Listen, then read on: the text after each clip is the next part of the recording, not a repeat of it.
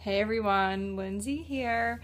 So I am sitting here in my bedroom in my temporary home in California, and it is 9:15 on a Saturday night, and I've pretty much been by myself all day long.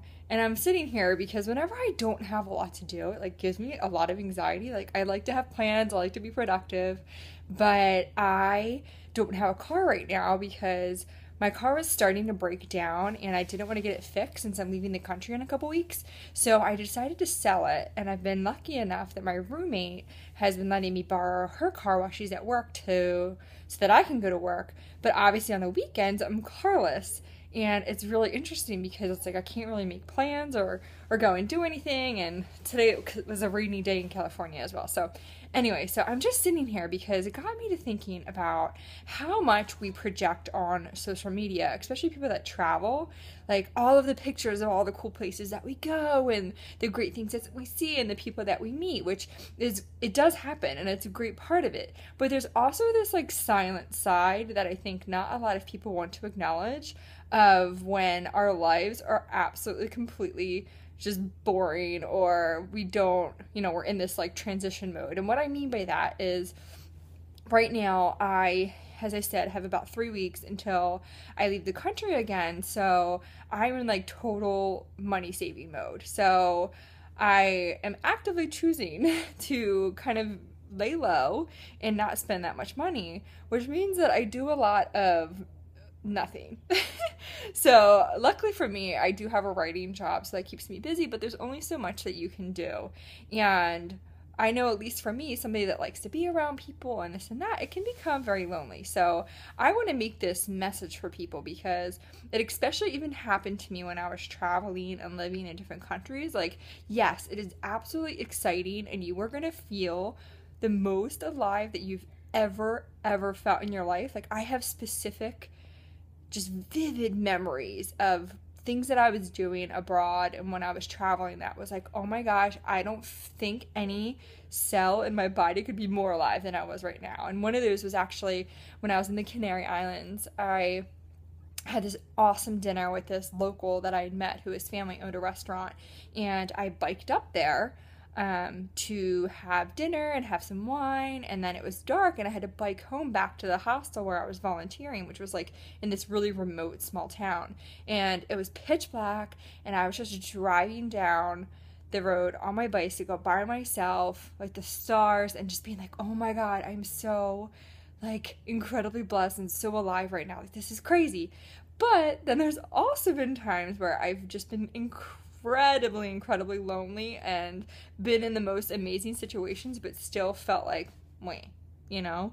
And for instance, over the summer when I was au pairing in Tuscany, I just had a moment where I am not super emotional. I try to be in tune with myself and take care of myself emotionally while I'm traveling. And I did a video about how to do so. But I just had a moment where I just needed to freaking cry it out like a freaking baby and just let it all go and acknowledge the fact that I'm lonely now. I'm not going to be lonely forever. It's just, you will have moments along your journey, whether you're in your home country or you're traveling, where you're going to feel oh my god, does anybody know that I exist? Because it's a different lifestyle. For me, I don't really, I don't really want to go out and spend money on partying or whatever. I'd rather conserve that money for when I travel again. But I was actually having a conversation with my roommate earlier too, because he doesn't know that many people. He's newer to California, and we were both laughing and saying about how when we have days like this, for me, I don't do well relaxing. I have worked so hard and I've improved so much over the past 5 or 6 years to relax more, but it's just not in my nature to want to just sit around. I'm oh, I want to be researching something. I need to be reading a book. I want to go hiking. I want to go. And it's this constant go. But we were saying about how when we do have moments like this when we're all alone, it's we look at social media, Facebook, and we're oh, everybody's living this grand life and I'm just sitting here what am I doing? But anyway, I just wanted to get some quick thoughts out there for anybody else who might possibly be sitting by themselves on a random Saturday night I haven't showered today. I'm drinking a beer because actually I stopped drinking for a couple months, and then I'm like, last week I actually found my dog a new home, and it literally was like ripped my heart out of my chest. It was just a really, really difficult situation for me emotionally after having my dog for so many years, and then recognizing the fact that I needed to find her somewhere that was more stable, that, you know, she could give somebody else so much love like she's giving me love. And I found her an amazing home with this woman out here that I feel really, really good about. But it still like hit me like a ton of bricks, like not having her little, you know, face to wake up to every day and to take care of and stuff. So anyway, so yeah, so I'm sitting here unshowered. I've pretty much done a lot of nothing all day aside from writing, and I'm drinking a beer by myself. So if you find yourself anywhere in this world and you're like, oh my God, what am I doing with my life?